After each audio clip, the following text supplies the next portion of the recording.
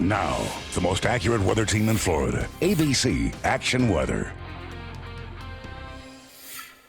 How you doing, everybody? Here's the latest on Hurricane Irma, still incredibly powerful. Cat 5 is 156 miles an hour. This is 185. In fact, it was interesting. A fellow meteorologist of mine, Ryan Maui, actually did an updated Saffir-Simpson scale, which is what we rate hurricanes on.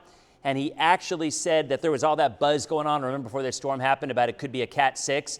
Well, if you actually do the math, technically it would be categorized as a Category 6 hurricane if there was such a thing, by just using the previous numbers and expanding it. So this is definitely one for the record books. There's no doubt about that. In terms of the next 3 or 4 days, it all boils down to right here.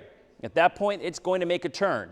Whether it's a harder turn, maybe east of Florida, maybe right up the east coast or the west coast, the models are pretty much in agreement that it's going to be the track that the Hurricane Center is going with. But remember, just 24 hours ago, those models had this on the west coast of Florida. It can and often does change.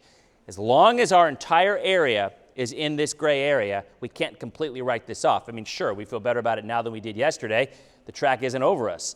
But until that curve happens, I like to use the expression, sometimes it's better to just look out the window and throw the models out the window. Well, it's the same premise with this. Until we physically see this thing turning, you just cannot completely write this off. Now, let's say that the track is accurate. By later Sunday, the winds begin to pick up quite a bit. And I'll tell you what, Sunday night, you can see up near hurricane force wind gusts in eastern Highlands County. The closer you are to the east coast, obviously the more wind.